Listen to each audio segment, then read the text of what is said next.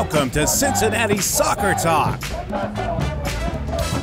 podcast covering all things soccer in the Queen City. So get in touch, soccer fans. Email us at feedback@cincinnati-soccertalk.com. Now, here's your host, Nick Suberly. Hey, what's happening, CSTers? Welcome back to Cincinnati Soccer Talk, episode 122. Glad you're with us. We are live here on Facebook, YouTube, and for the first time ever, we are live streaming on Twitter / Periscope, whichever you want to call it. So we're really looking forward to getting some feedback and some viewers there on the Twitterverse. If you want to get in touch with us, as always, you can tweet us at Cincy Soccer Talk.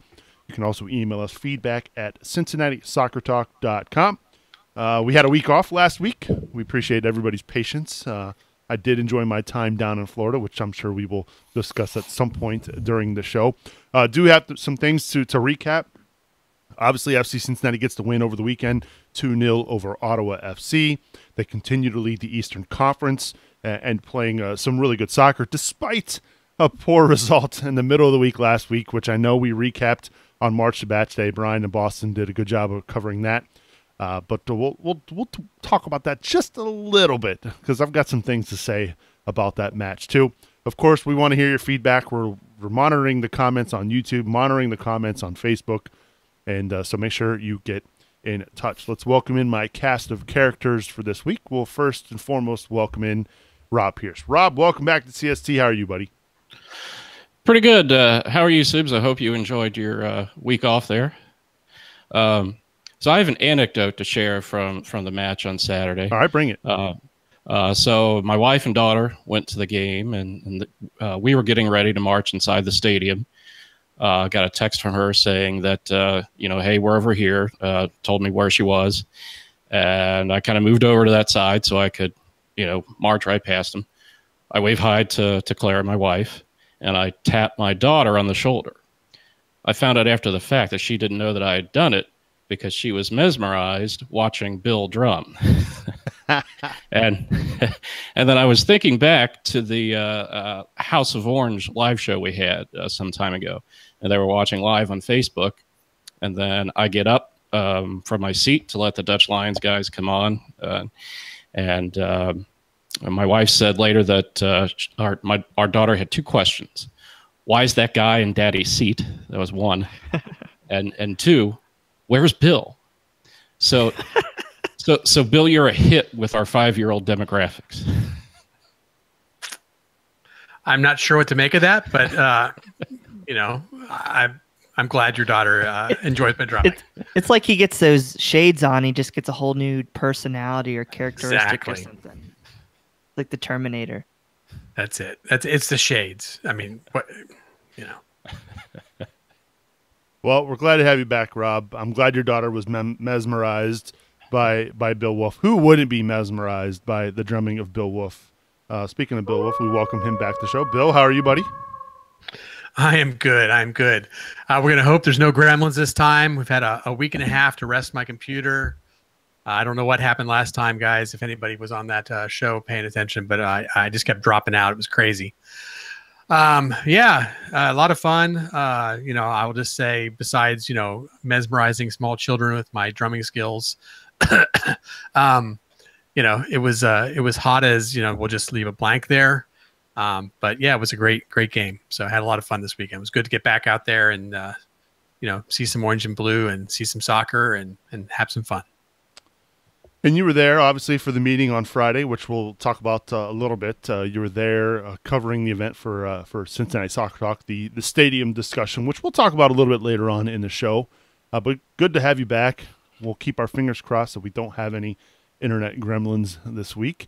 Speaking of gremlins, I don't even know why I went there with you, Brad, but glad to have you back on the show, Brad. Weigel, how are you?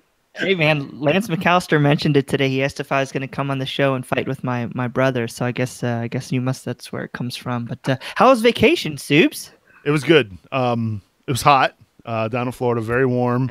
Had a chance to go to Universal Studios down in Orlando. So we want to know, yes or no to the butterbeer? It was, let's just say, it's probably not the best thing to drink when it's 99 degrees out. They serve it frozen. I know, and I had it frozen, but it was just so warm and muggy out that I really don't think I fully appreciated how good it was. My kids didn't like it, but I did. I thought it was pretty good. Well, we missed you, buddy. I know we had to take a break last week. But real quick, I know we're going to talk about it at the end, but I want to thank everybody who signed up so far for the Foot Golf Classic on August 25th. We've had tremendous signups. We've almost already hit last year's number. The sponsors are great, so we hope to have everybody there.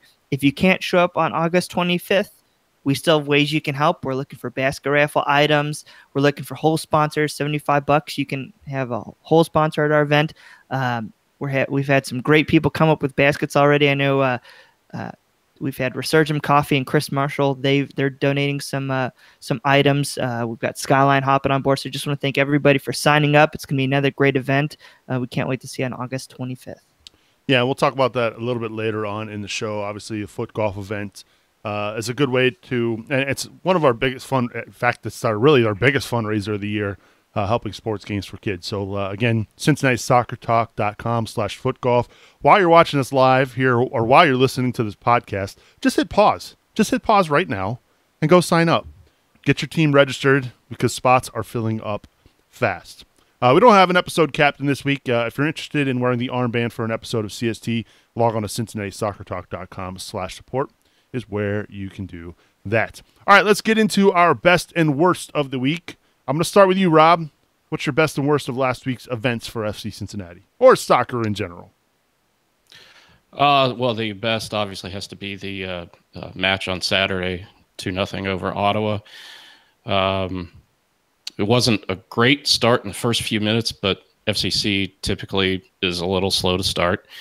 And missing Richie Ryan, Michael Lahoud plugs right in, and I thought he did fantastic at the 6. 97.1% passing accuracy on 68 passes. There were some great through balls played into that match. And another one that really stuck out is Blake Smith. I think Blake Smith has really improved as the season has gone on. And he had a nice cross in. Yeah. To Koenig on that first goal.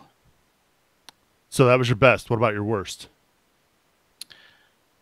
My worst. Putting him on the spot. So Richie Ryan. Yeah. That was mine, but my worst, I would think, would be, well, if we're going for the week, it would have to be Toronto. Just a little disappointed that they couldn't leave with 3 points, but I'm just wondering if that was one of those things where, it just happens to the best team every once in a while. Yeah. All right, that's fair enough. Those are two solid choices. I'll go to you next, Brad. Your best and worst?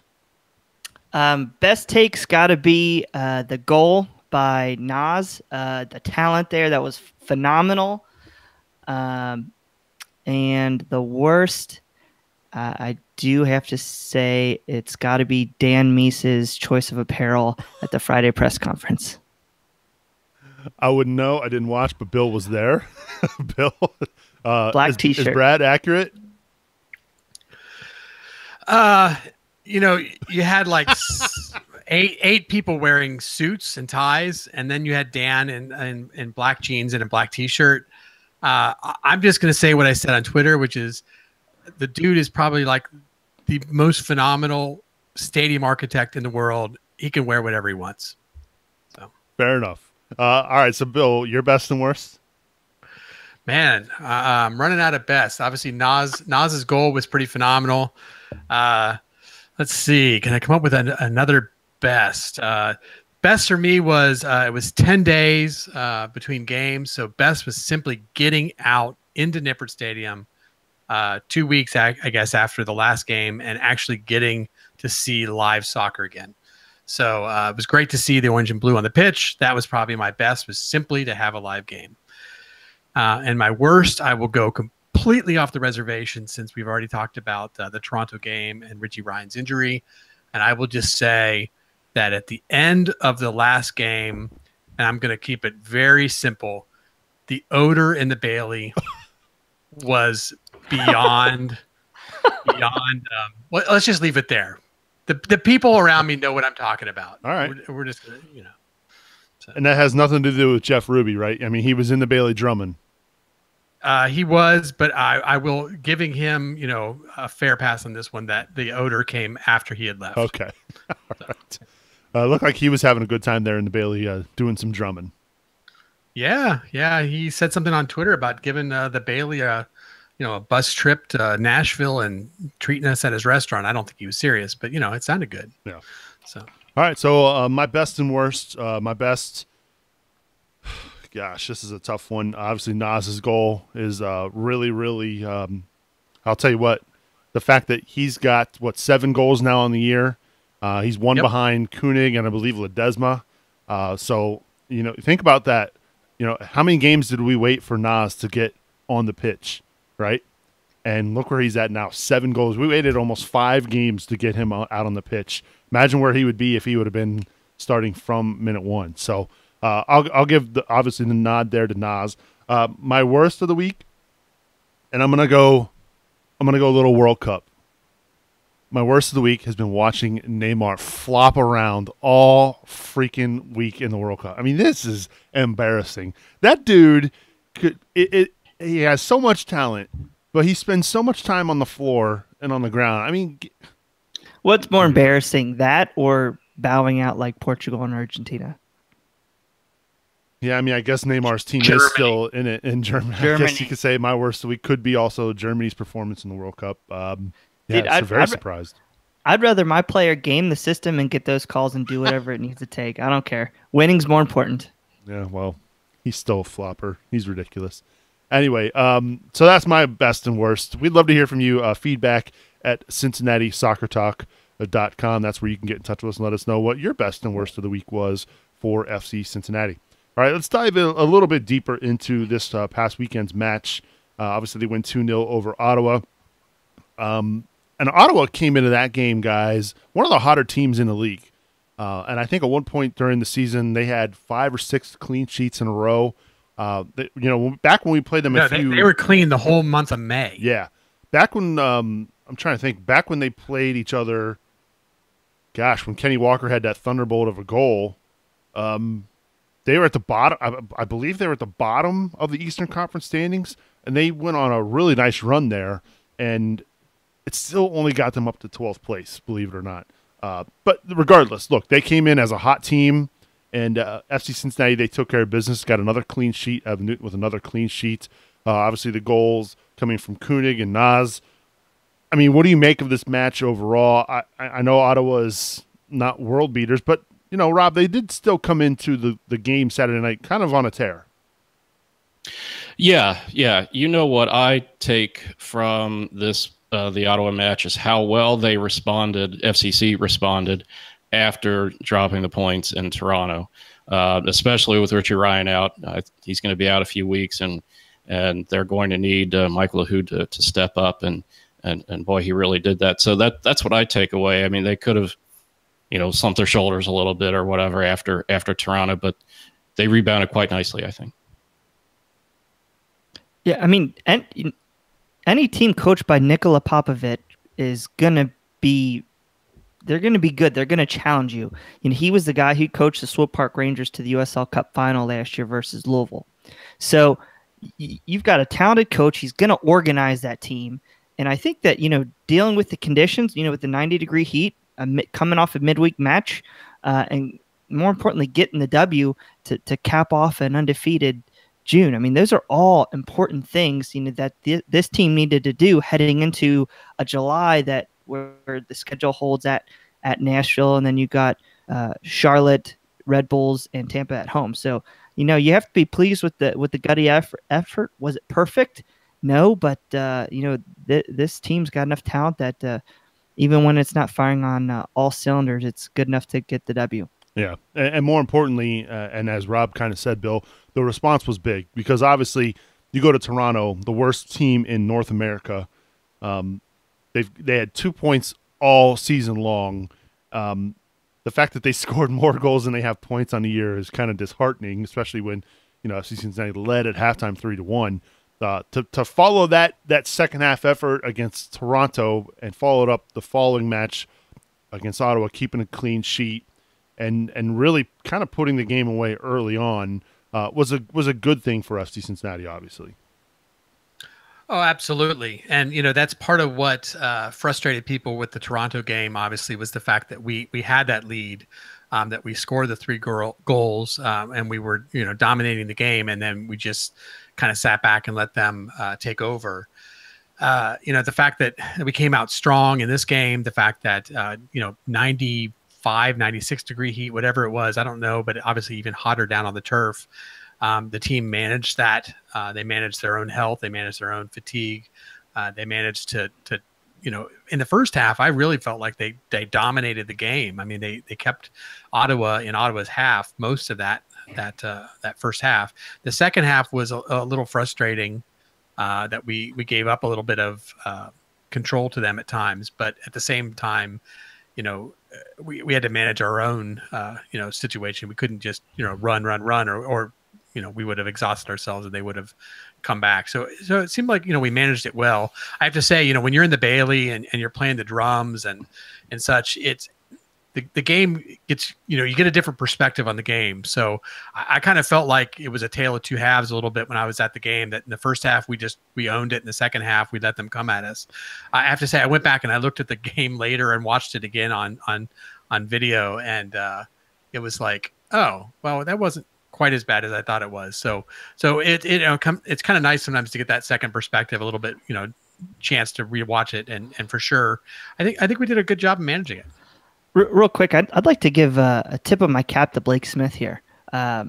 He played 90 minutes on midweek at Toronto, and then he came and played 90 minutes, and the guy gets up and down the pitch. He's running pretty much the closest person next to him would be Corbin Bone every match as far as miles run. He gets up there, and heck, he put the heck of a cross in there to get Koenig the goal. He's really, really continuing to impress me. I know some people might not like some of his defensive effort, but what he brings to the table is awesome. And quietly, he's got 4 assists and doing a heck of a job this year. Yeah, and Rob kind of mentioned that a minute ago about Smith. You could touch on this a little bit more too if you want, Rob. Smith, obviously, we know his crosses have been good into the box. He's the one who set up the goal for Cicerone a few weeks ago with in that match against Bethlehem Steel to give them the lead, and ultimately they dropped points that night as well. But you talk about where would this team be right now without Blake Smith at left back? Because we know Lance Lang early on picked up a knock. We're not sure what his status is right now, but without Blake Smith playing left back, I don't know where this team would be defensively. Yeah, I know Matt Boehner can play over there if need be. But I would much rather have Boehner's more comfortable on the right, so I would rather have Smith on the left. And Brad's right. The way that he can get up and down and the miles he logs, it's just really impressive. So Blake Smith, obviously. Yeah, go ahead, Bill. I was going to say, I actually like Hoyt a little bit better on the left if you're in that situation. I've seen Boehner and Hoyt play left. It seems like Hoyt's a little more comfortable switching sides than Boehner, but. Yeah, you're right. Yeah, we've seen Hoyt over there playing at left back. So Smith has had obviously a good impact for this team. It was a very, very solid signing there, kind of right at the beginning of preseason training down at IMG. In fact, Bill was there day before he was even announced as a signing. He couldn't even practice that day, Bill. So it was a good offseason move by the club to bring him in. Yeah, and there wasn't anything wrong with him or anything for that. Just to be clear, it's just a caution that the club has is when they bring in people, they ease them in. So the first day they do a light workout, and the next day they do a kind of a medium workout, and it's usually about day 3 that they bring him in. So there wasn't anything wrong, or there wasn't any logistics reason why he couldn't play. But yeah, I mean that was a heck of a signing. Obviously, Josu left us mid-season here. I don't know if that was. Because he didn't feel like he'd get any playing time. Maybe he felt like he was third behind Lang and Smith, and then obviously Lang got hurt. So maybe in hindsight that wasn't good for him to leave. We might have seen a little more playing time for him, but at the same time, Smith is getting it done, and at some point Lance is going to come back, and we've seen that he can be extremely dangerous as well. So it'd be interesting. Speaking of injuries, obviously last week FC Cincinnati's defensive midfielder Richie Ryan goes down. What looks to be going to be a several-week injury. We saw him over the weekend in a walking boot. Fortunately for FC Cincinnati, Tyler Gibson has been cleared. Probably not match fit right now, but that you talk about the timing there. Getting him back could be crucial. We know Lahoud can play there at that spot. Kenny Walker as well, Brad.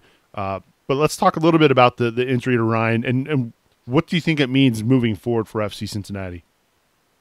Yeah, as Charlie Hatch reported, I think after the match on Saturday, they're expecting Richie Ryan to be out 3 to 6 weeks. When I was watching, or when I was waiting for the fireworks to go off, which that was also one of my best of the week. Good job, Rossi Fireworks. That was awesome. Looked down and saw Richie Ryan in a boot. So whenever you see that, that's not good. Luckily for FC Cincinnati, we don't have a ton of matches coming up over the next month. I think the next back-to-back matches might be in a couple weeks, late July. So hopefully it'll time to get him healed. But it's tough. I think you saw Wednesday night when he got out of that match, we lost the ability to stop counterattacks in midfield. He does a great job of just clogging it up and then distributing the ball to either Lahoud or Bone or the wings and getting us back on the counterattack. And that was something we lost. I do believe in Michael Lahoud. And then the coach is going to have a question to ask. Is it going to go with Kenny Walker, who some say he just hasn't been the same the last couple of weeks, or Tyler Gibson, who's did a great job. They said he was the best player in the second half for San Francisco last year on their way to the NSL title, but he hasn't been able to he hasn't been able to make his debut yet for FC Cincinnati, so I think that would be a lot to ask of him. I don't know what your guys' thoughts are on Kenny Walker or not, but yeah, that was actually going to lead to my next point because I don't know what's going on there, but I don't know. I obviously players have dips in form. They go in spurts. Sometimes they're playing really well. We saw it earlier in the year. Danny Koenig not playing so great. Look at him now. Guy's on fire in front of goal. So I know form comes and goes. Maybe this is just one of those bad dips in form right now, Bill. Yeah, I mean, we saw this as well with Kenny Walker last year. There was some periods where he had a couple games that he didn't look real great. It's also kind of been the case we've seen in the first 2 years where he picked up some knocks and missed a few games. So I think, he may be not missing the games because of the fact that we have a deeper midfield and he doesn't have to play as much. And maybe that's letting him continue on, but it could just be the grind of the season. I know, talking to coaches and players that, Kenny is one of the hardest working guys out there, that he'll just, take a bucket of balls or a bag of balls and just like take shots on goal over and over and over again. So he really pushes himself hard. Maybe he's pushing himself a little bit too hard with the competition this year. But I don't know that we should get too scared about like something's happened to him. He's still the same player he was. And we've seen some of this in past years. So hopefully he just gets back in form and gets back to being the Walker we know. And I know, Rob, we've talked about it quite a bit, about just kind of wondering what's been going on with Walker. What's your 2 cents? Well, there's no question about his work ethic, and as Bill said, he's one of the hardest workers out there. I just think it's like you said just a second ago, it's one of those things where it's the ebb and flow of the season, and I mean every player goes through their peaks and valleys, and it just something is not right there. And I don't know what it is, but I'm sure he's working right now to get it fixed, and he'll turn it around. I've no doubt about that. Yeah, of course we say that now. Watch him go out and score a worldie. I can completely understand the points these guys are making, and a lot of fans have made, where Kenny Walker's been one of our most valuable players the last 3 years. And there has to be some sort of trust with Alan Koch there. But one of the things that I think this club needs, and they're going to especially need going forward in MLS, is I want this club to be a little more ruthless with player selection, with everything. They need to be ruthless. And not saying be mean or unfair, but the best player needs to play. And we spent a lot of money on Tyler Gibson. The guy can play. So I wouldn't be opposed to giving him a run out. This weekend might be a little tough against Nashville, but they're a defensive team. Maybe this might be one where you may bleed him in, but he's not performing right now, and he's got a lot on the line. MLS is only a couple months away. There shouldn't be a lack of motivation in any of these players right now. And if the coach sees that at all, those players should not play. And I think he needs to put the hungry guys in. So I trust Kenny Walker. I trust if we put him in there, he'll do a good job. But I wouldn't be upset if Allen pushed some buttons here and threw in Tyler Gibson to push this team along a little bit. Is this a case, and maybe this is the wrong way to approach it, but I feel like, and maybe I'm way off base here. I feel like maybe this dip in form has happened really, if you think about it, since the MLS announcement. Is this a case of maybe he's just trying to do a little too much?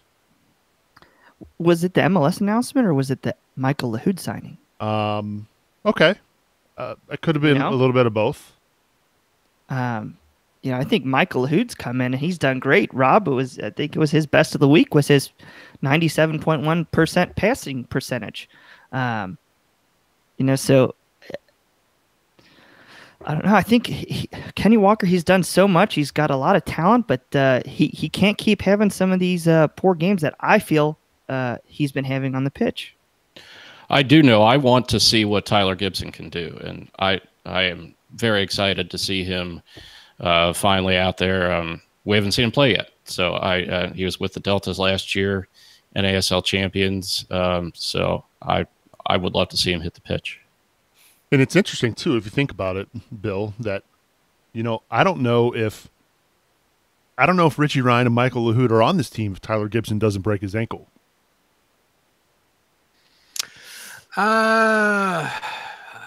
Maybe one. I think Ryan for sure. Yeah, Richie Ryan would, but no, that's a good point. Yeah, Ryan was definitely in the works because he came really quick after preseason. I mean, I know Tyler broke his ankle or whatever he broke during preseason, but these things don't happen in like a day.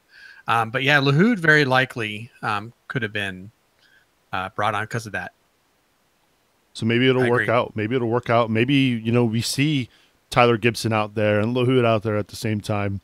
Look, and it's not to say, look, we're not questioning Kenny Walker's effort. That's never been a question. That guy busts his butt out there for FC Cincinnati. I also think, too, sometimes, and we kind of see it, the difference, a little bit of a contrast here between Ryan and Walker. Ryan maybe isn't the flashiest player. He doesn't have that flashy ability to just hit a ball 80 yards to somebody's chest, on a dime. Ryan's more simple. You don't see him playing a lot of long balls. It's the simple pass to somebody's feet. And I'm almost wondering if Kenny just takes a step back and just tries to play a little bit more simple. I was just looking at Facebook, and Susie brings up a good point. I don't know how I forgot about it, but we have to remember Kenny took a serious head knock that time he was at Indy, and he was out for several games for a concussion. Maybe there's a little more going on there than we're aware of. Sometimes those concussions, I mean, you may be fit to play, but it can take you a little while to recover fully from those things. So I don't know. He scored a worldie after that concussion. Fair enough. Fair enough. It's interesting. And look, again, like I said, we're not questioning Kenny Walker's effort. We just feel like, there's a little bit more that needs to be, that we need to be seeing there on the field. Yeah, he'll be the first to admit, probably not playing his best right now. But as Brad said, maybe we give Tyler Gibson a run with this, the injury to Richie Ryan. We hope Ryan comes back pretty soon here. Hopefully it's not too lengthy of an injury, but the fact that he's in a walking boot, not ideal. So I'd love to hear your feedback, though. What are your thoughts on Kenny Walker there in midfield for FC Cincinnati? This is your chance to let us know. Email us at feedback@cincinnati.soccertalk.com. All right, it's that time of the show. And it's the first week of the month. So you know what that means. We get to thank each and every single one of our supporters here at Cincinnati Soccer Talk. So got to give a shout out and big thanks to Tim Bronsel with King's Hammer, Matt Adamczyk, Pat Suberling, Mama Subes. Hi, Mom. Brian Malone, Jamie Smed, Mike Hudson, Jonas Tom, Jack Emery, Mike Bowman, Kathleen Francis, Jesse King, Teresa Everidge, Jesse Gill, Arthur Oliva, Griffin, Reese Johnson, Josh Leese, Harry Austin, Josh Staley, Beverly Sparger, Matt Imholt, Paul Hetker, Mattis Brumbach, Courtney Rice, Joe Collier, Christina Sharma, Nate Hale, Adam Alexander, Mike Berryman, Dan Village, Jeff Egan, Matt Ryan, Joseph Wells, Stephen Buckeridge, Alec Mackey, Angela Cardwell, John Davidson, Patrick Lonnie, Dave Tengler, Yursky, my main man Yursky, Alex Yursky, Alex Pennington, Chris DeMeo, Claire Hughes, Carl Feit, Scott Griffith, Derek Smed, Greg Harrell, Jack Doyle, Walker Tice, the Cincy superfan Tom Grabo, Tim and Tina Harris. I got your last name right this week. Christopher Howard, Sarah Spriggs, Michael Winland, Scott Party, Richard Rolson, Brandon Jones, Chima John, Gary Randolph, AJ Stork, Jamie Lay, Matthew Moore, Kevin Johnston, Doug Ross, and Andy Rosen. Thank you so much, each and every one of you, for supporting us here at CST. To learn more about how you can support the show, log on to CincinnatiSoccerTalk.com/support. All right, let's get into some listener emails, shall we? We got actually one via email, one via Twitter. Let's start with the one from Twitter. This is from Nick Roth at Red Lakes Fan 96. He says, what kind of money do you think FC Cincinnati is going to shell out for contracts in MLS? Are we going to be able to afford a multi-million-dollar player?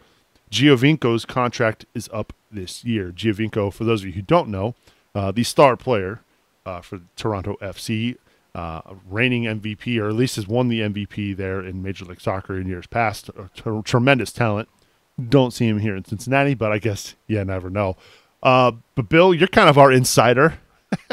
What are they going to do as far as shelling out big money for some of these MLS contracts? Or what do you think they'll do?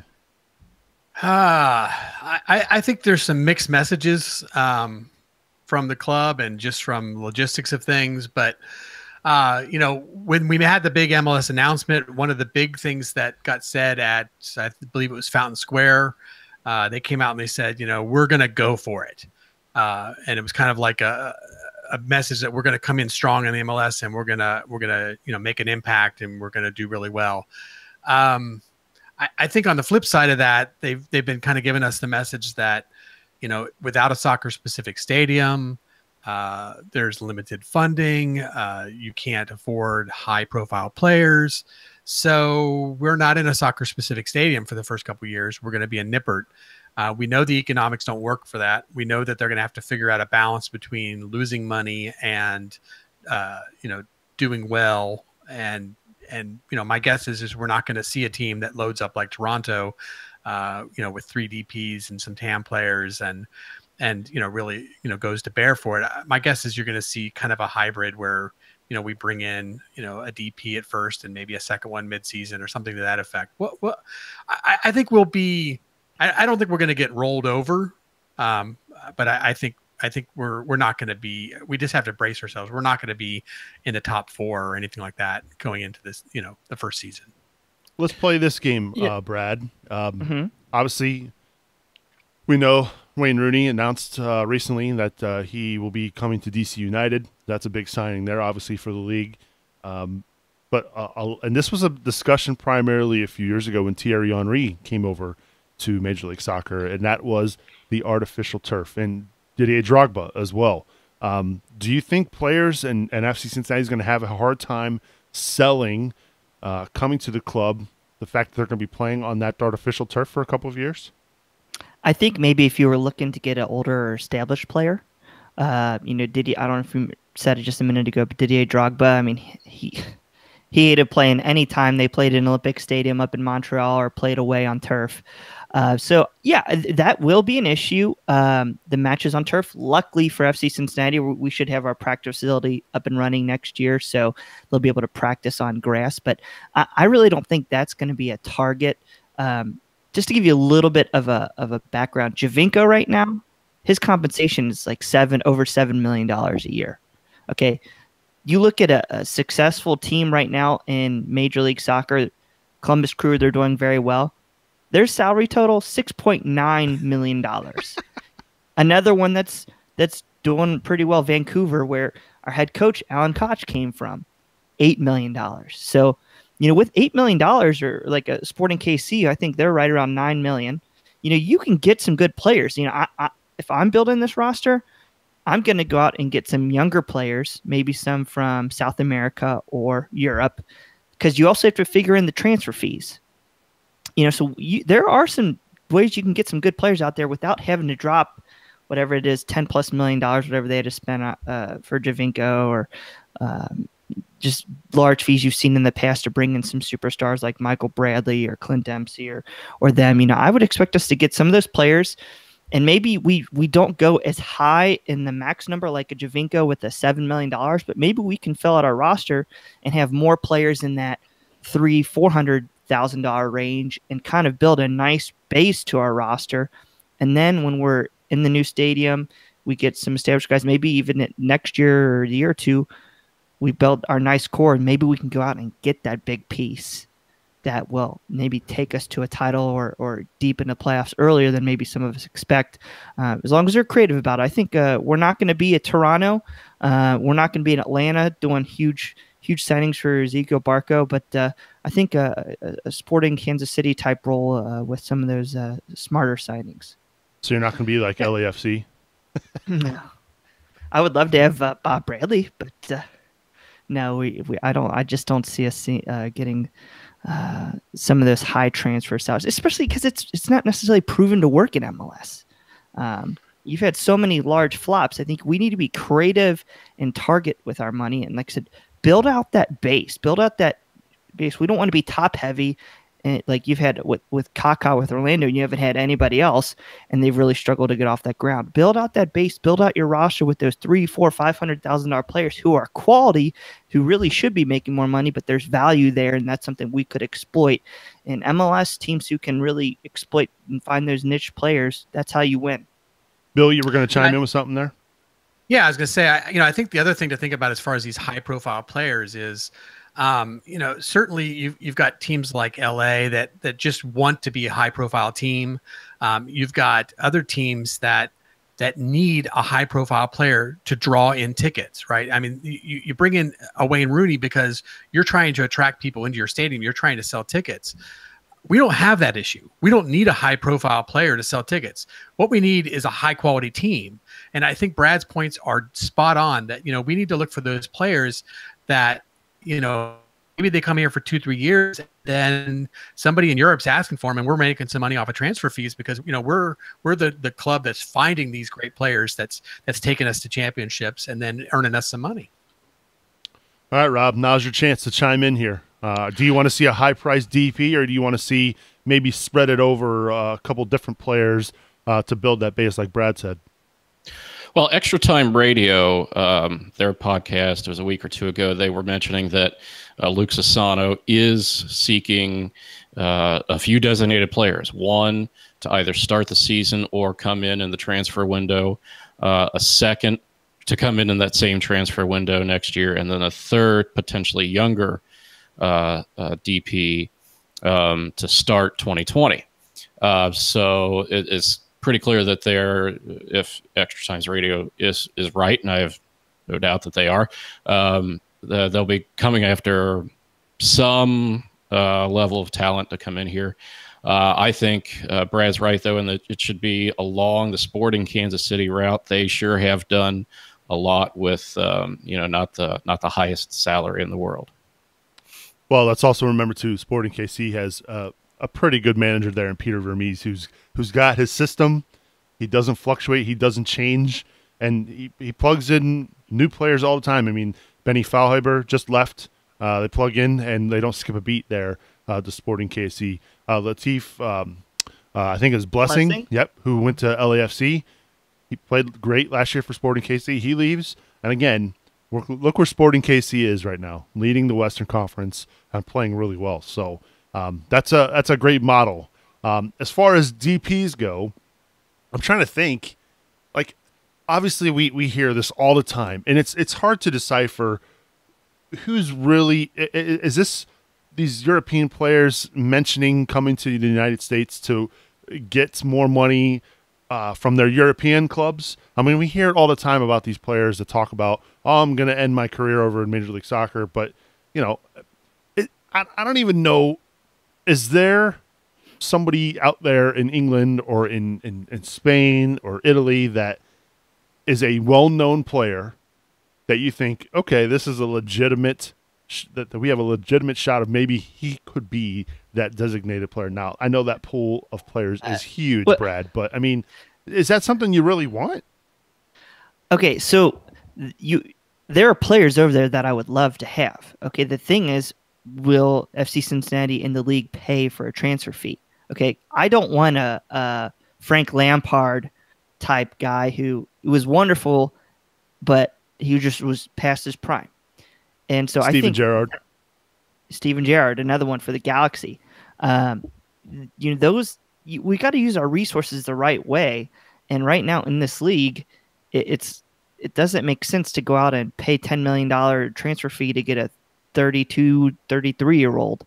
If you can get a Javinko, we don't really have the money for that. And, to get a player in his prime, yeah, go ahead. But I mean, there's not many opportunities that we're going to be able to spend a amount that's financially responsible in the way of a transfer fee to get that player. It's just not going to happen. So I think you're going to need to look at the players from South American countries, the Uruguays, Peru. Peru had a lot of talent on that team that's ripe for the picking.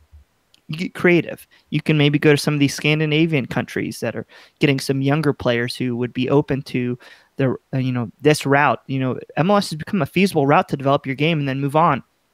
And I think with the new CBAs that are coming, that's going to happen more and more. They're just going to kind of loosen things up a little bit. So if we can get the right deal, I'm not saying no. We can get the right deal, but it's got to be financially responsible for the long-term future. The way I look at it, too, obviously everybody knows that I'm a Manchester United fan, but I'll tell you this much right now. This isn't going to go well in DC with Wayne Rooney. It's just not.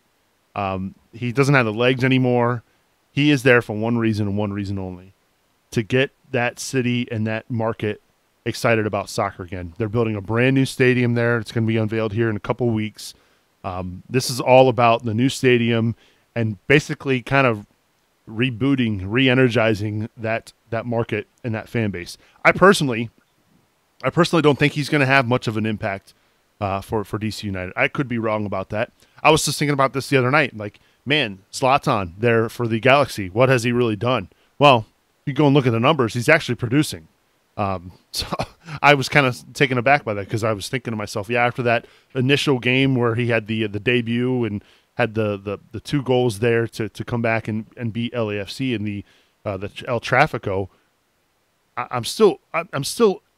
I go back to the Lampards, the Gerrards, and I still think that the aging DP is not the best route, and I'm hoping that that's not the route that FC Cincinnati takes. So it's going to be interesting, and I'm sure we're going to have some news coming down the pipeline not too long from now, believe it or not, because they're going to have to start making some signings. The transfer window for FIFA right now, the European transfer window is open, so maybe FC Cincinnati makes some signings here relatively soon. So we shall see. Thanks for the question, Nick. We appreciate it. We did have one more question this week, and this is stadium related. This is from listener Scott Wilson. Scott, thanks for the email. First off, he says, thanks to you and all your CST colleagues for producing such great material for FCC fans. I have a question I would love for you to address in an upcoming episode of CST. The new stadium is to be built in the West End and is expected to have a capacity of 21,000 seats. FCC is regularly bringing in crowds of well over that number, and I'm concerned as a fan that 21,000 may be too small. Can you talk about why the stadium is designed as it is? Can they adjust their plans before construction, or would increasing the size of the stadium throw into question the feasibility of the selected site?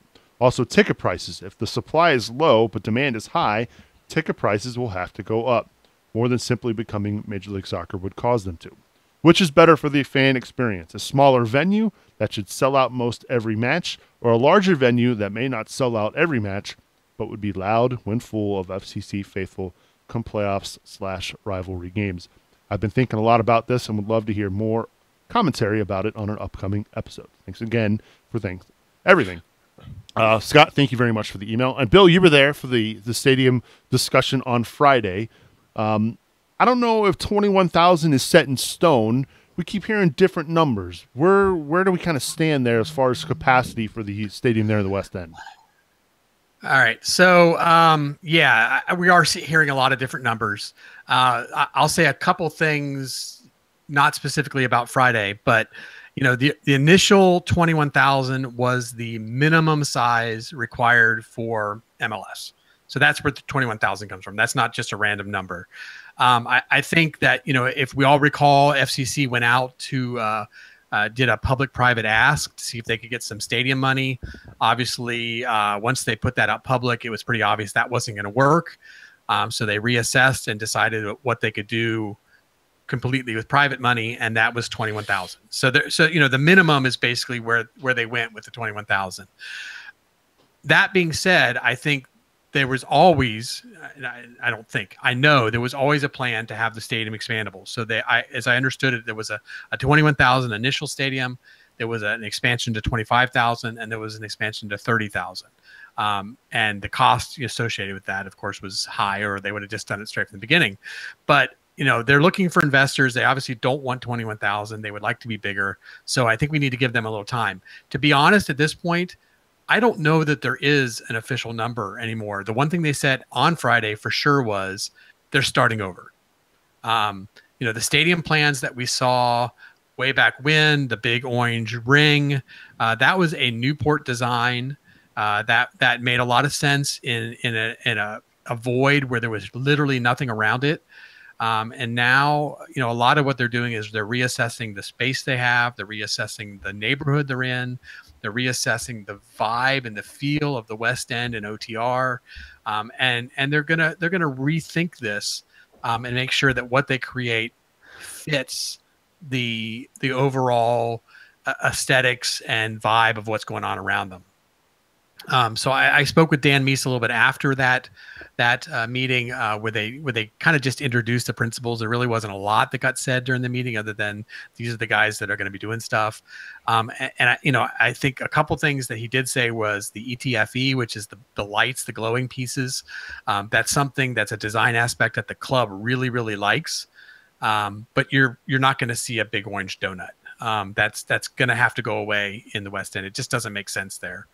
They are going to use it. They're not sure, but they're going to use it.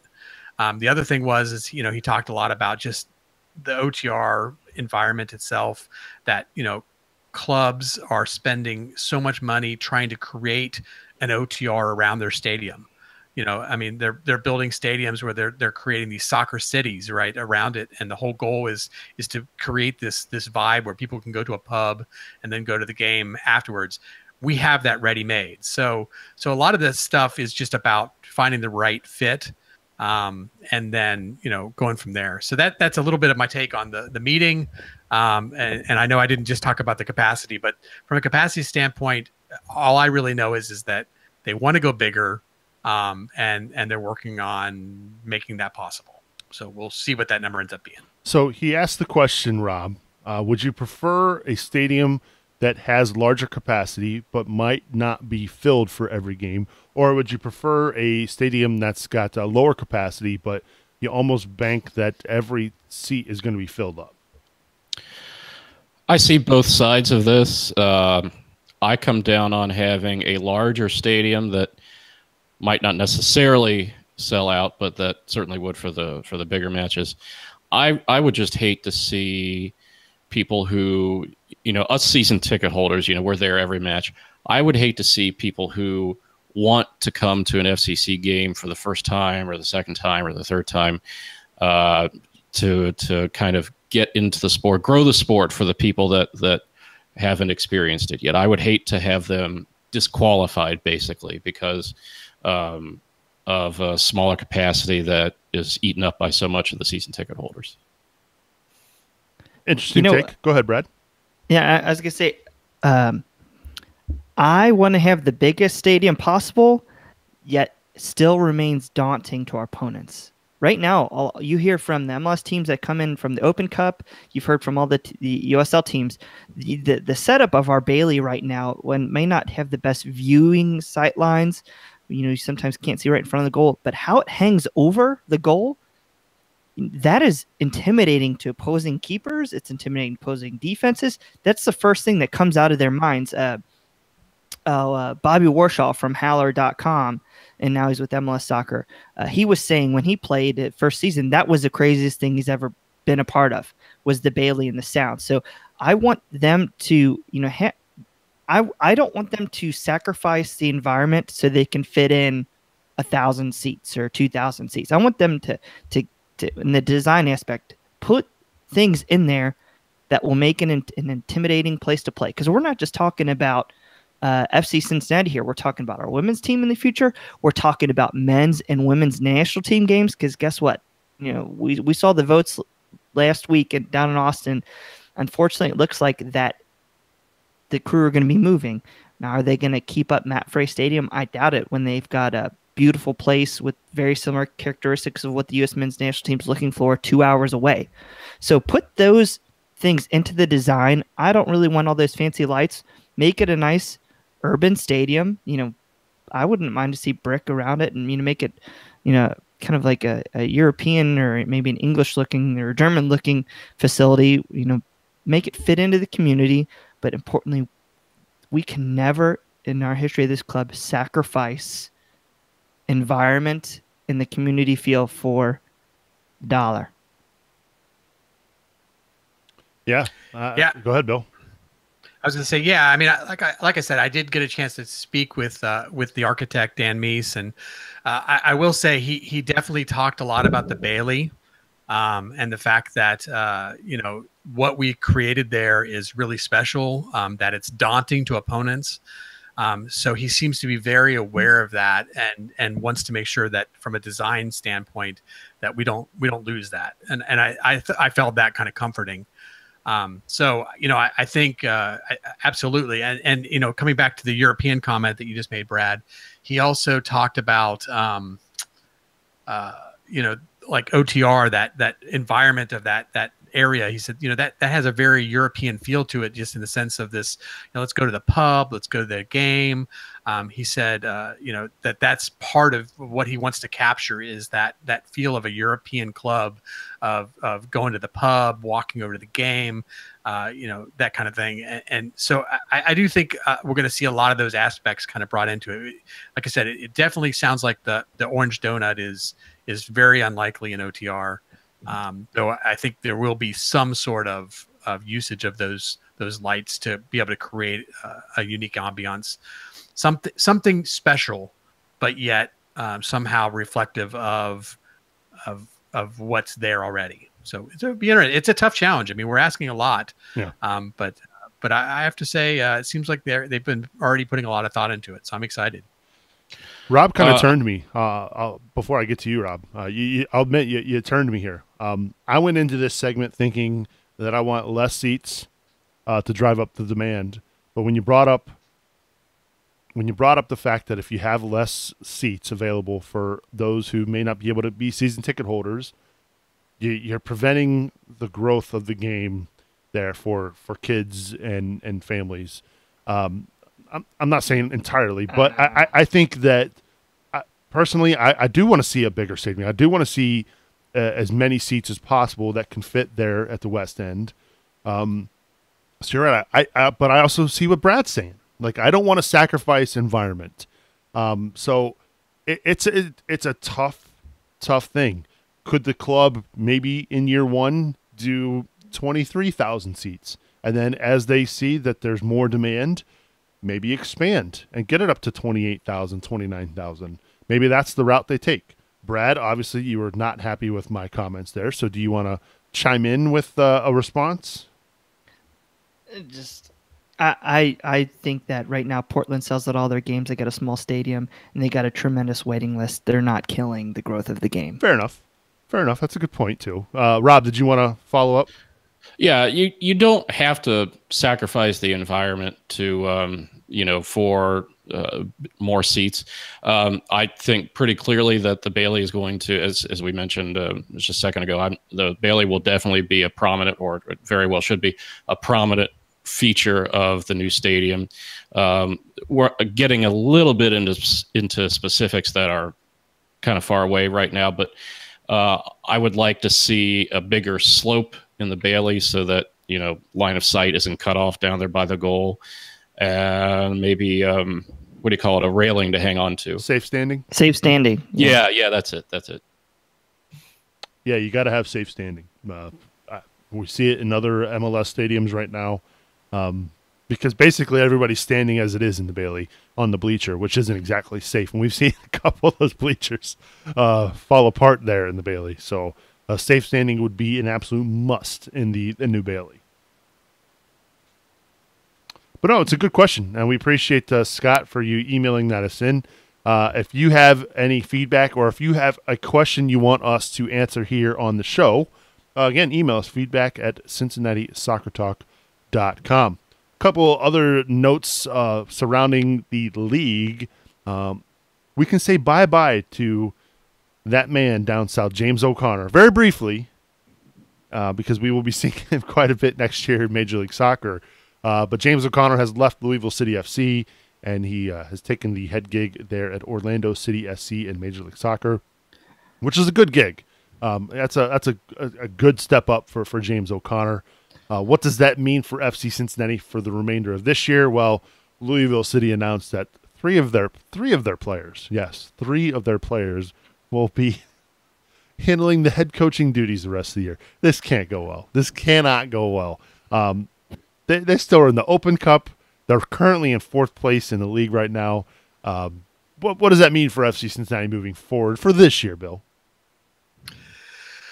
Well, I think let's give some kudos where kudos are worth giving. James O'Connor is a good coach. Absolutely. I hate to say that because it's Louisville, but let's just be fair. I mean, we've seen that we've got a pretty significant player budget. Louisville is kind of eating scraps at this point, and they do well. He takes those players and he motivates them. He finds a system. He makes it work. I kind of equate it a little bit to sort of the John Harkes situation, right? I mean, we had John Harkes. He obviously was a player's coach, meaning that players really liked him. When we lost him at the beginning of the second season, not saying anything about his coaching versus Alan Koch's coaching, I'm just saying from a personality standpoint, you could tell that the players didn't respond to Alan Koch, especially initially, right? And we did a lot of turnover between the seasons, probably for a lot of that reason. But I have a feeling that somehow I don't see that Louisville is going to survive this. I think the players are not going to have the motivation. They're not going to have their coach, their mentor, providing what they need to be inspired and to play at the level they are. And at some level, I would guess that this has been in progress for a while.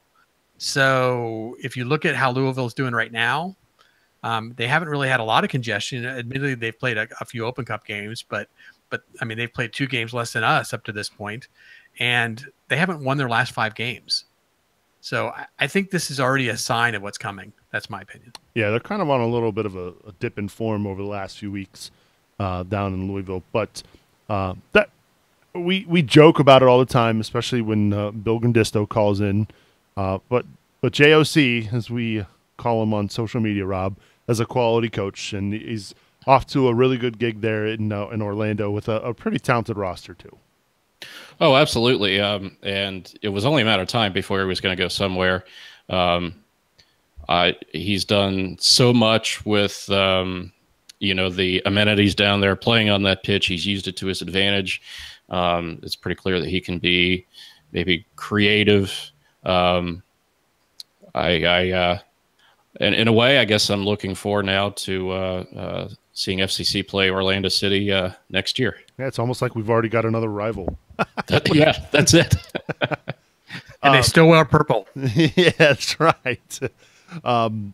So look, I don't want to make this about too much about Louisville because we are obviously Cincinnati Soccer Talk here, but the guy Brad is a really really good coach, and you know, from a league standpoint, from a USL standpoint, where we see so many coaches over the last few weeks resign, it almost feels like, man, the league is really losing out on some quality coaching here. Yeah, I mean, it's great for the league to develop coaching talent, and then it's also great where this talent does have a place to go. He's a tactical genius, but it's going to be tough for Louisville to recover, I think, this year. You know, I just don't see it. But my question is, will Louisville allow James O'Connor to keep the B outfit? Do we have to like redo all of our social media accounts? Oh, no. We for still next, have to... What about for next year? Do we need a? I don't know the area code for Orlando, but do we need to change it from 502 Radio Shack? I guess we got to get Griffin on that. Oh, we don't know anything about that. Congrats, he's a hell of a coach. Yeah, I don't know what you're talking about, Brad. But yeah. He is a great coach. He's going to be missed as far as the Louisville-Cincinnati rivalry goes. But I think it's good for FC Cincinnati. I mean, look, they're in first place right now. I think they're 8 points clear of Louisville right now, although Louisville has 2 games in hand. But really, if you think about it, I mean, they had a lead over Penn FC a few weeks ago, and they lose that and draw with them. They drew over the weekend the New York Red Bulls too. So, look, this is a team not playing its greatest, and they're not the deepest team as well. So what it means for FC Cincinnati, hey, look, it means keep putting the pedal to the metal, and maybe, who knows, maybe we'll see him in the playoffs here in 2018. I don't know. It's going to be weird because then we're going to be going against Luke Spencer as a head coach. Control what you can control and trust the process. That's right. So, yeah, that's a little news around the USL and how that affects FC Cincinnati. We were going to touch on a little bit about the midseason awards. I guess we can do that real quick. We're midway through the year, 17 games, 34 points. At this pace, we would finish the year with 68 points. They've got 35 goals so far this year, which puts them on pace for 70, which we all know is that elusive mark we've talked about here in the past. But so if we had to give a season MVP right now, I'm pretty sure all 4 of us are going to say the same name, but it's going to be interesting to see where we go. So I'm just going to ask you, just give me a last name, Bill. Who's your midseason MVP? Yeah, it's going to be the same as everybody. It's Ledesma. Bradley? Bone. Corbin Bone. Interesting. Okay. All right. How about you, Rob? The real answer is Ledesma, but for the heart, Thanks, Rob. No. I actually agree with Brad that if you're playing the hard mode, it's Corbin Bone. Oh man, that's a tough one. Look, you can't argue with what Ledesma's done. 8 goals on the year, 7 assists, I believe. 8. I'm sorry, 8 and 8. I mean, the guy has been fantastic for FC Cincinnati. Hard to argue with that for your midseason MVP. Right now, if you look at the Golden Boot race in the USL, it's currently held by 2 players with 9 goals each. FC Cincinnati has got 2 with 8. Koenig and Ledesma have 8, and obviously Nas has 7. So if we had to go a most improved award for the midway point of the year, I'm going to start with you, Rob. Who are you giving it to? Oh, you threw me with that one. I didn't see that one on our rundown. Most improved, I will say, and he's probably not most improved because he's probably been playing at this level for a while, but I'm going to go again with Corbin Bone. That's a good one. I can't argue that one. How about you, Brad? Cicerone. All right. I like that one. How about you, Bill? Oof, man, those were my 2. How do I come up with a new one? I'll go out with I'll go with Al-Badawi. I think when he first started off, he was a little timid, maybe adjusting to the size of the crowds and the new city. But last 4 games, he scored a goal in every game, and he is, played about 2/3 of the games that Ledesma has, and he's closing in on his goal scoring. Ooh. All right, so I'm going to go a different route. I go back to, do you remember the game, the season opener against Louisville? And what happened to Blake Smith that night? Man, he got abused, that home opener. So I'm going to give it to him, actually. I thought, early on in the year, there was question marks about whether or not he's going to be your everyday left back, because a lot of us thought maybe it could be Lance Lang playing left back, and he did play a little bit of left back earlier in the year. But now Blake Smith at this point, I don't know who. I mean, you got to give it to, for me. Look, he's done a really good job this year, so he's my most improved for the halfway point this year. Biggest surprise, Brad? The way we have shipped so many goals at home.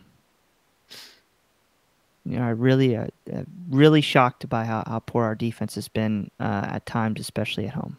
All right. That's a good one, because you're right. There are times where you're thinking to yourself, how?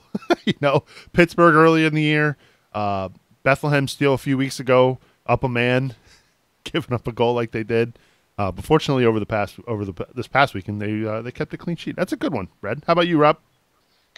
I thought we were going with players here. I may have misunderstood. I thought we were doing awards too. I don't know. That's a very good award, Brad. My surprise, how do I want to say? Yes, biggest surprise is Russell Cicerone. All right. That's a solid choice as well, Bill. Same for me, Cicerone. Mine is Danny Koenig.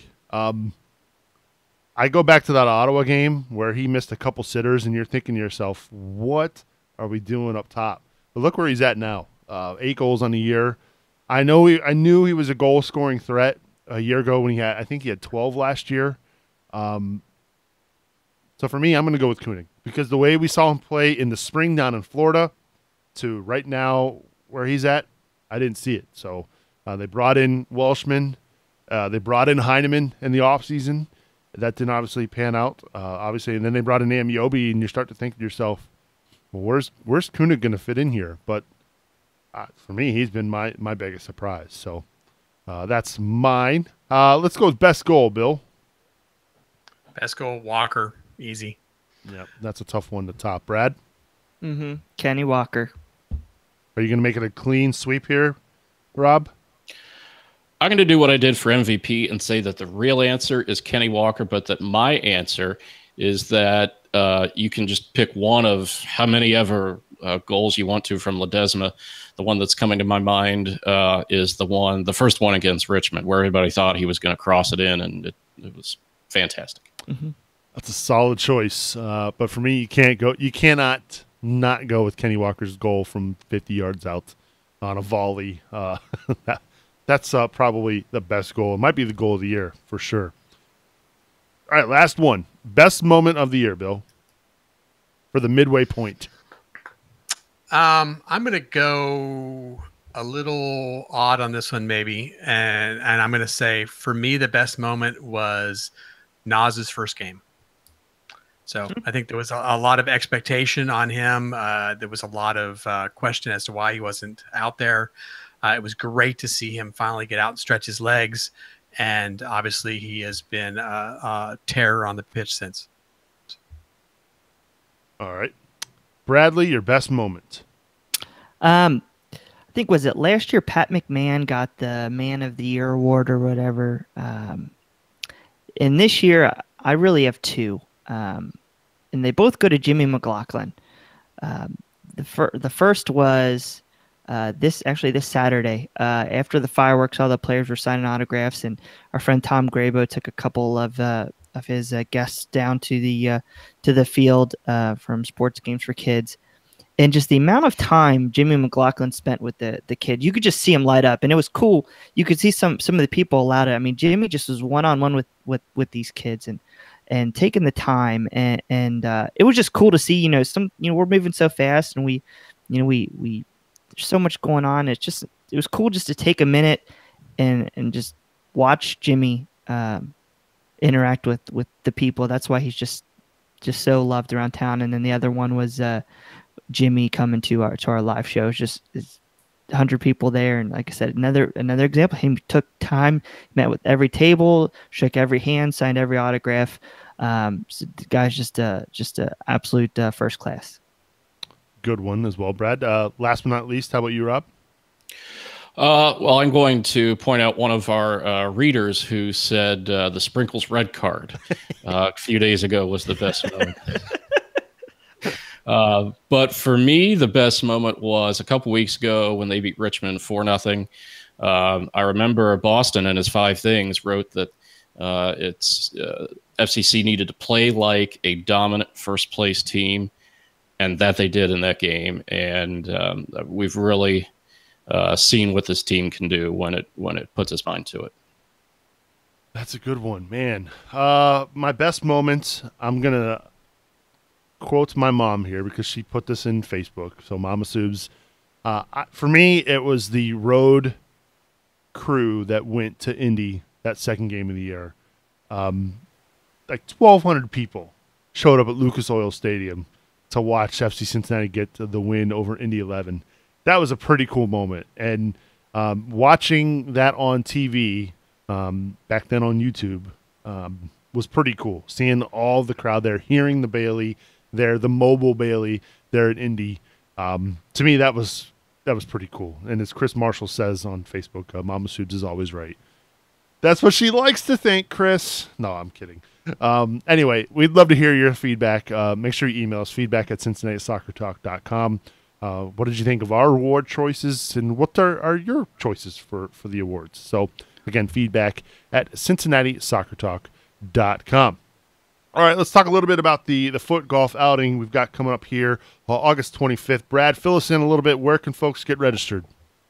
CincinnatiSoccerTalk.com/footgolf. It's $180 through the end of the month. August 1st, it goes up to $200 a team. We'll also have, Subs, you've got some homework you're supposed to add. I know. Sign up for me, $45 a person. So thank you.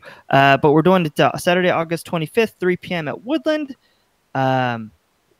It will be a 4-person 18-hole scramble, includes drinks, dinner banquet, and we're going to do a watch party afterwards at Westside Brewing over in Cheviot. That night, FC Cincinnati plays Tampa Bay at 7:30, so we're going to do a watch party there afterwards. Got a ton of teams signed up already. Like I said, we are close to last year's number already, ordering awards, ordering our gifts. So please sign up early. It makes it much easier to plan. Also, if you would love to donate a basket or an item, please contact me, Brad, at CincinnatiSoccerTalk.com. So thank you, everybody. It's labor of love, and it means so much. Every person who signs up, we just appreciate it. CincinnatiSoccerTalk.com/footgolf is where you can do that. Go get registered for the foot golf event coming up August 25th, 3 p.m. at Woodland Golf Course. So it should be a good time. Let's talk a little bit briefly about the Dutch Lions. They're on a tear right now. They are undefeated in their last 7 matches, 4-0-3. Paul Nicholson doing a great job after a slow start getting things turned around for the Dutch Lions, Bill. Yeah, I mean, their first couple games weren't exactly what obviously Nico had hoped for, but getting new team, new players, it's kind of a rough deal with PDL with players kind of coming in and changing so much, but seems to have them on the right track. They're doing really well, and we got a huge rivalry game tomorrow. So everybody, hopefully, can come out to NKU Stadium at 7 p.m. Tuesday. I know tomorrow night. But Cincy Dutch Lions versus the Dayton Dutch Lions. So definitely I want to show, Cincy is better than Dayton. But we love Dayton. Also, we love Dayton. We love Dayton, Bill. Except for the Dutch Lions. Because the Cincy Dutch Lions are better. No, seriously, if you want some fun, go out to Twitter, check it out. Apparently there's quite a, let's call it a Twitter fight going on right now. So, all right then. The $5 foot-long derby. Okay. I hope I don't that's know. not what we're going with, but all right. That's what it is. No, Tina's gonna come after you, Sube. She'll drive up to Toledo. The It's already $5 named. the $5 footlong derby. Wow, $5 footlong derby. that's a mouthful. And yes, also Liam and Paul corrected me. Since the West Side Brewing is in Westwood. Sorry, right along the Westwood Cheviot border. I grew up there. I should know better. Oh, all right.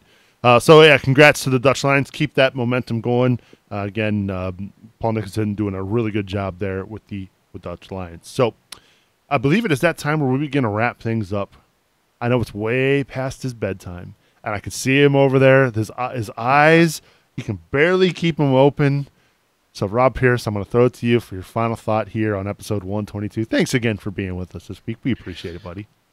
Well, thanks for having me. I do need some toothpicks to keep my eyelids open here. But for my final thought, I'd like to give kudos to Deckel Kanon, Matt Boehner, Spencer Ritchie, and Jimmy McLaughlin for participating and playing for Pride for the month of June.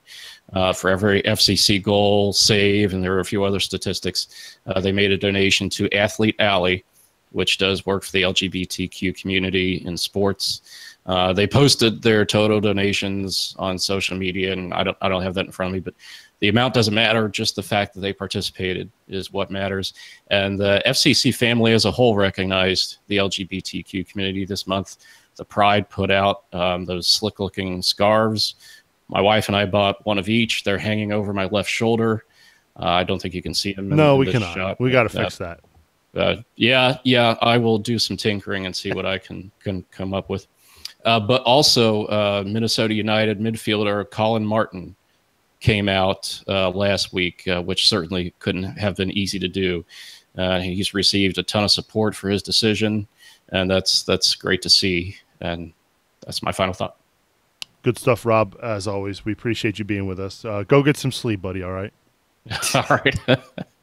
Let's head over now to Brad Weigel. Your final thought. I'm assuming, Bill, you're doing Nashville, right? Yep. Okay. All right. My final thought. Sign up for foot golf, guys. I don't need to tell you anymore. Come on. We need a big crowd. It's going to be awesome. And then also, I'm going to be in Nashville. Looking forward to it. I'll let Bill take it. But thank you all for listening. Yeah, make sure you say hi if you're going to be making the trip down Nashville. And it'll be Brad, not Brian. Brian's staying at home. Okay. Say hi so to. If I wear sunglasses, it's still me. Okay. Say hi to Brad in Boston, who are making the trip as well. Bill, are you going? I am definitely going. All right. Brad, appreciate you being with us this week, as always. Glad to have you back, Subes. Thank you, man. I appreciate it. Bill Wolf, your final thoughts? All right. So as Brad said, I'm going to give some details on the Nashville trip to everyone. I think there's been a lot of people wondering what's going on, and some of it's kind of been an in-process kind of learning thing, as we've kind of had some issues in Nissan Stadium and a lot of security restrictions there. But anyway, coming back around, allowed to march into the stadium. You're gonna march in, right? Yeah, absolutely. Okay. So yeah, I don't know what confusion led to that, but I talked to Nashville today, and they said absolutely what the Cincinnati Enquirer posted was wrong. There will be a march allowed, and they literally called them out. So I don't know who said what, but anyway, they spelled it wrong. They spelled Enquirer with an I, but that's okay too. That's the Tennessee English for you. Yeah. But anyway, so let's talk Nashville here. For those people who are coming down the night before, Friday, July 6th, at 7 p.m., I believe it's the Assembly, but it's the Nashville supporters group, the Assembly, and I don't know if they'll be the only ones there, have invited all FCC supporters to come down to Tailgate Brewery on Music Row. You can actually, I'm not going to give all the addresses because nobody will remember them, but it's tailgatebeer.com. So check that out. Come on out. There's some stuff on social media you can look up and find all these addresses, but there'll be food and a large patio and live music and, basically fun just to meet some of the other supporters. For those people, and I'm just going to say this, for those people who prepaid for Pride match tickets, I will actually have the prepaid Pride match tickets, and I will be there at Tailgate Brewery, and I will be able to hand them out to anybody. Starting Saturday, we'll need some sleep probably after that night. So nothing's going to start till 2 p.m. officially, but at 2 p.m. we've kind of organized an FCC World Cup watch party. So Chris Marshall's been working on that, and he's reached out to Acme Feed and Seed, which is the acmenashville.com if you want the website. And again, food and drinks and World Cup matches on TV. It's walking distance to the pregame tailgate lot. So, come on out, and hopefully we'll have a good orange and blue crowd there watching some World Cup. And then at 4 p.m., the Roadies, the other large Nashville supporters group, actually invited us to their tailgate party. So rather than us trying to bring a bunch of grills down and figure something out there, the suggestion was to meet in Lot R, which is their lot, and maybe bring some orange and blue FCC beer down there or whatever. But it's a BYOB and food and such, but they'll have stuff there as well. They're supposedly having life-size soccer pong, something Fucci, I don't even know what that is. Cornhole, obviously. They'll have coolers that you can drop your beer in, apparently, though they apparently had like Heineken. They're going to be live music, and they're just kind of looking to start to have some fun with us. So anyway, if you hate other supporters groups, don't come. But if you want to swap some scarves and kind of meet some other supporters and chat or whatever, that's fine. I know Brad hates the whole concept, so you just hang out at the World Cup watch party for an extra 2 hours by yourself. I'm just saying. Yeah. I don't. You first of all, you got it all wrong. You said large supporters group. I want to add an asterisk to that because Nashville doesn't have large supporters. We will see. I think I'm a little disappointed in the numbers that we're turning out, but we'll probably have a couple hundred people there. Better than four they brought to Indy. For the Roadies. Yeah, I don't measure my success based on other people. I measure my success based on what I anticipate for myself. Mm-hmm. So I expect more out of us, but that's okay. When we get to MLS, we're gonna have to really step up our game. So, anyway, 6:45 p.m. Is kind of the gather. It's actually kind of a weird thing, but we're in the opposite corner in Lot A. That's close to Gate 3 where we're supposed to go in. So for people who are either not joining us for all this stuff or just going, you're supposed to park in Lot A, march into or walk into Gate 3. But at 6:45, we're going to gather in Lot A. And at 7 p.m., we're planning to march into the stadium. And we have been told that was absolutely acceptable. We can march in and we can march to our seats. The only thing we can't do is like do a promenade around the whole stadium like we did at Louisville or anything weird like that. Just so everybody understands, in case they aren't already aware, there's no drums, no flags, no megaphones in the march. Anything like that has to be brought in ahead. Did you lose me? Yeah, you guys froze for a second. You're back. You're back. I know. It's starting to gremlins are coming. I better wrap it up. It's late. It's getting late. Yeah, I know. It's all Rob's fault. I don't know why, but anyway, we'll march in Gate 3 around 7 o'clock. There won't be any drums. We're going to need people to clap and sing and really kind of make it work without the drums. But we'll have a few drums once we get in there. No megaphones for this. That's another security thing. Nobody's allowed to have megaphones, from what I understand. So, it'll be fun. But 7:30 match time. We should have a couple hundred people there. We'll have some drums. We'll have a capo or two. And I think it's going to be a fun time. So wait, you said you are going to have drums? Yeah. So the issue is it's like some sort of a security thing, right? You can bring them in early. Drums. Gotcha. We have to, 4:30, we have to present them, and they have to go through a security screening. There's going to be like bomb sniffing dogs and all kinds of stuff, and they have to be left inside the stadium after they've been approved and inspected. Gotcha. And it's the same thing with flags and banners or anything that's being brought. Everything has to be brought. The only thing you can bring in is your body, basically, at match time. So. All right, then. Lots of good info there, Bill. Appreciate, as always, Mr. Encyclopedia yourself bringing it this week. Sorry that was long. Nah, it's all good. It's important information because you got a lot of folks who are going to be making that trip, and they need the information. So thank you, as always. We do appreciate it. As he has frozen up. Oh, no, he's back. All right. Anyway, I think that means we need to just wrap it up. I do have to say a quick shout-out. My final thought, my shout-out and thanks to Chris Marshall. Chris Marshall, for those of you who don't know, a big fan of the show. I had put out on Twitter that I was going to be going to the Kennedy Space Center on Friday morning at 5:41 a.m. to go watch a rocket launch. SpaceX was launching their rocket.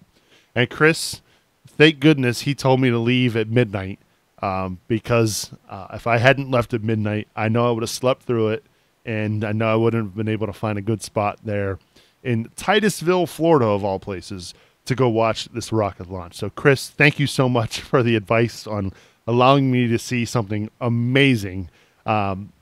If you've ever have a chance to go to Orlando or Florida to see a launch there, it was pretty spectacular. So, Chris, thank you very much for your advice. I really do appreciate that. All right. Again, make sure you rate and review the show on iTunes. Get subscribed. Brian was working hard tonight recording March to Match Day for this week. So get subscribed so you don't miss that episode coming out a little bit later on this week. Again, register for foot golf. The spots are filling up fast. CincinnatiSoccerTalk.com/footgolf. Rate and review the show on iTunes. Get subscribed. Help us out. Support us. CST.com/support. All right. We finally got all that information out there. Thank you so much to Bill Wolf, Brad Weigel, and Rob Pierce. I'm Subes, reminding you to watch your tackles, and we will see you all next week.